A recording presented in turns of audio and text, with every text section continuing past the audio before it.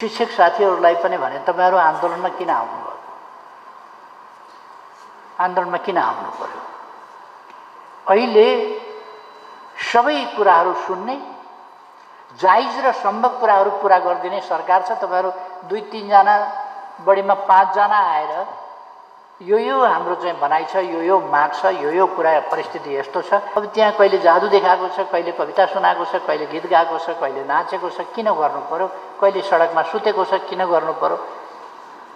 शौचालय कसैले बनाइदिएको छैन, त्यत्रो मान्छे आएर पानी कम खाएर आउनुहुन्छ, शौचालय जानु पर्ला भन्नु। डिहाइड्रेसन हुन्छ, सजिलो छैन। उहाँहरूले चर्का कुरा गरेर अब फर्किन गाह्रो छ, किन सरकारले नसक्ने कुरा त सक्दिन भनिहाल्छ। कि नसक्ने कुरा त के गर्ने? देशको ढिकुटीले बेहोर्न धान्न नसक्ने कुरा त हामीले भन्नुपर्ने हुन्छ, यो चाहिँ सकिँदैन भनेर। त्यसकारण यो हुने कुरा त हामी यसै गरिदिइहाल्छौँ।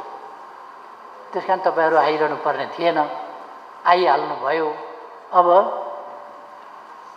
फर्किने बाटो खोज्नुस्, मिलाउनुस्। हुन सम्भव कुराहरू हामी नगर्ने भन्ने कुरै छैन। तपाईहरु आए पनि गर्छौं, नआए पनि गर्छौं। त्यहाँ सुतेर ध्यानाकर्षण गरे पनि हुन्छ, यहाँ आएर एउटा पत्र बुझाए पनि हुन्छ, एउटै कुरा हो। अहिलेको सरकार सकारात्मक छ, दमनकारी छैन। अहिलेको सरकारमा नेतृत्व गरिरहेकाहरूले नै ट्रेड युनियन आन्दोलनलाई बचाइदिएको छ। शिक्षक होस् कि प्राध्यापक होस् कि कर्मचारीको होस् कि जोसुकैको पनि ट्रेड युनियन मुभमेन्टलाई बचाइदिएको छ, नत्र भने ट्रेड युनियन मुभमेन्ट समाप्त भइसक्थ्यो।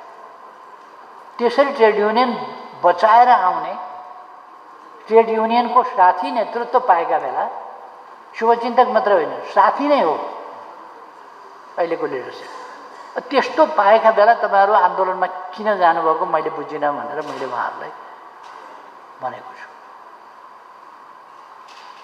अब पनि सम्भव कुराहरू हामी पूरा गरिदिन्छौँ।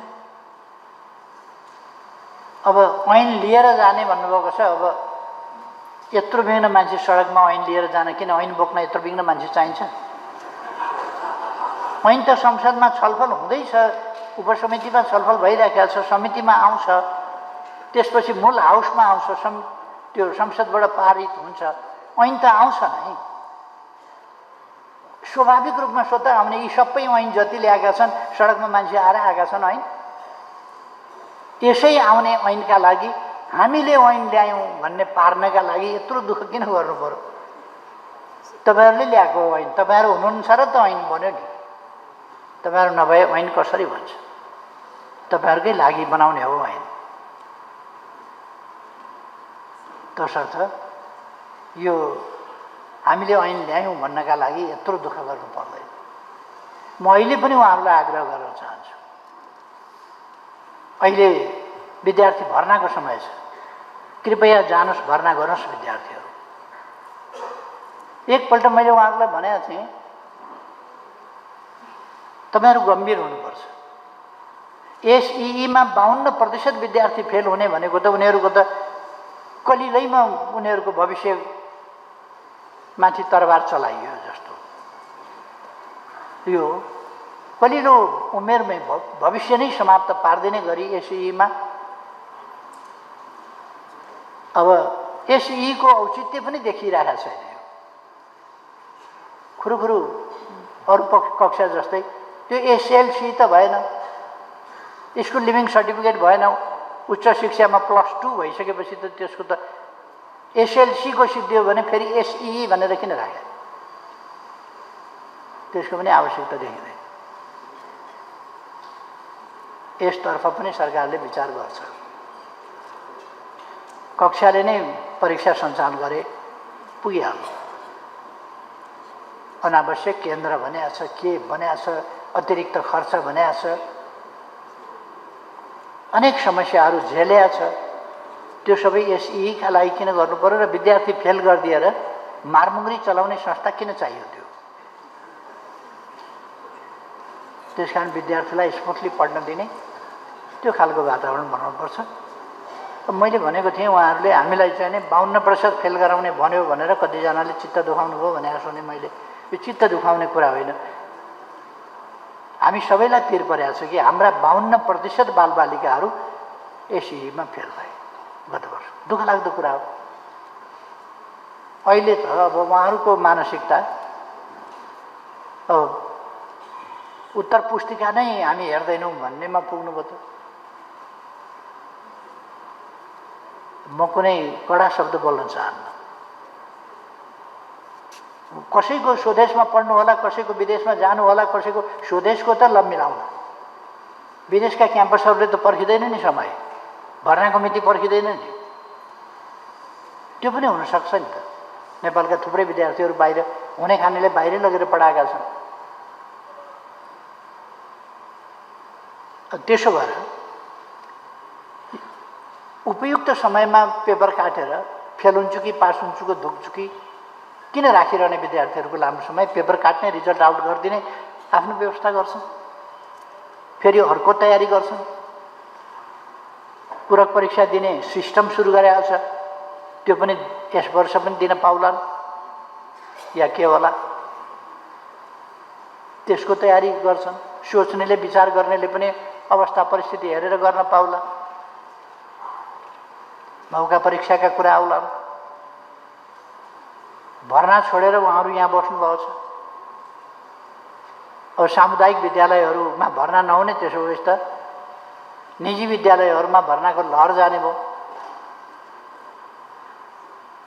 क्लास एक्सटेन्ड गरेर के अरे सेसन के भन्छ त्यो क्लासको के अरे सेक्सन एक्सटेन्ड गरेर पनि भर्ना लिएलान्। यो खालको स्थिति आउने खालको अवस्था देखिन्छ। यसबाट उहाँहरूलाई पनि कुनै लाभ छैन। विद्यार्थीलाई घाटा छ, अभिभावकलाई पीडा छ, उहाँहरूलाई कुनै लाभ छैन। त्यसो भएर मेरो आग्रह छ उहाँहरूलाई, सरकार उहाँहरूका मागप्रति नेगेटिभ हुने कुरै छैन। सम्भव मागहरू सबै पुरा गर्छ। उहाँहरू तुरुन्त वार्तामा आएर विषय टुङ्ग्याउनुहोस्, सहमति गर्नुहोस् र फर्किनुहोस्, मेरो आग्रह छ। अब औपचारिक वार्तै गर्नुहुन्न भने त्यो त अनौठै सुनेको छु मैले। आन्दोलन गर्ने, वार्ता नगर्ने, के भनेको त्यो? त्यसकारण वार्तामा आउनुहोस्, कुरा गर्नुहोस्, सम्भव कुरा सरकारले गरिदिन्छ, फर्केर आफ्ना काममा जानुहोस् भन्ने मेरो आग्रह हो। अरू पनि साथीहरूलाई म आग्रह गर्न चाहन्छु, अहिले प्रतिगामी शक्तिहरू सलबलाएका बेला र उनीहरूले तमासा देखाइरहेका बेला, आगजनी, हत्याकाण्ड, तोडफोड यस्ता कुराहरू गरिराखेका बेला, उग्रता उत्तण्डता देखाएको बेला, अराजकता फैलाएको बेला, यति बेरै त्यस्ता कुराहरूलाई बल दिनका लागि, साथ पुर्याउनका लागि आन्दोलन हामीले किन गर्ने? यो आन्दोलनका निम्ति उपयुक्त परिस्थिति हो र? प्रतिगामीहरू उपद्रव मचाइरहेका छन्। उनीहरूको उपद्रवलाई आन्दोलन त मान्न सकिन्न। यो उपद्रव आन्दोलन होइन, यो प्रतिगामी उपद्रव हो, जसको सामना गरिनेछ, कानुनसम्मत ढङ्गले सामना गरिनेछ, संविधानसम्मत ढङ्गले सामना गरिनेछ, विधिसम्मत ढङ्गले सामना गरिनेछ। आवश्यकता अनुसार यसलाई, यो उपद्रवलाई, यो अराजकतालाई सफल हुन दिइने छैन।